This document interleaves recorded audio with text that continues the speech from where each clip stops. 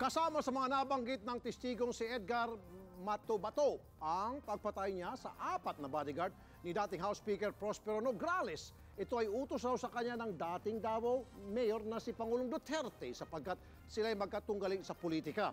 Kaugnay niya mga kapanayam natin sa linya ng telepono si Congressman Prospero Nograles. Magandang tanghali po, sir. Uy, mayroon to, Rafi. Mayroon to. Okay, sir, nung mga panahon kayo po nasa politika pa, meron ba kayong mga missing in action na mga bodyguard ninyo? At ano po ang masasabi niyo tungkol po doon sa pagsabi nitong si Matubato na kayo po, ang inyong bodyguard ay 4 doon ay pinatay daw po niya?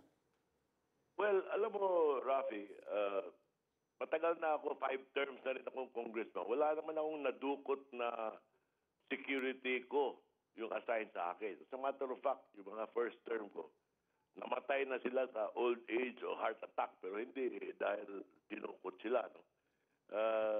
Ito ngayon, ang palagay ko tinutukoy yan, no, House Speaker ako dahil parang karibal ko sa at saka parang eleksyon yung pinagsasabi niya, parang ang dinig ko.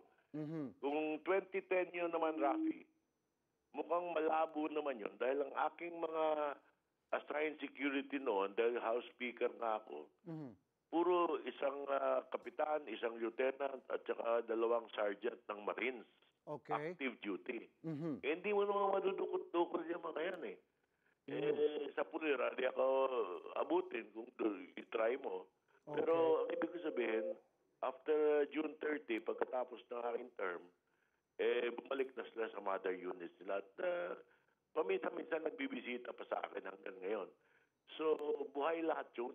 So, lahat po ng inyong mga bodyguard noon ay all accounted for? Oo naman. At saka, yung leaders ko naman, tinanong ko si Congressman Carlo, dahil siya naman ang chief of staff ko, nung time na yon hanggang naging congressman siya noong 2010. Wala naman siyang alam na meron kaming leaders o supporters na dinukot.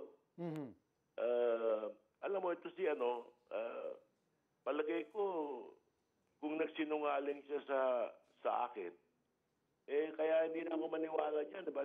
Kung nagsisinungaling niya sa lahat. Kung magsinungaling ka sa isang material thing like me, itong pinagsasabi mo na parang sigurado ka, ilastas mo ang bituka, pinakain mo sa pating o sa crocodile o kung saan, at tinadtad mo, tinyap-chap mo. Kung yun, kasinungalingan, paano pa tayo maniwala dyan? Ako, abogado naman ako ngayon kasi back to practice ako. Kung titingnan ko itong tao na ito, never ko ito ilidepensa dahil he is the most guilty. At saka, nakakadiri naman yung pinagsasabi niya na muntik na lang, kainin niya yung tao. Pambihira naman to. Okay. Sige po. Maraming salamat, Congressman Prospero Nograles, sir. Thank you, Rafi.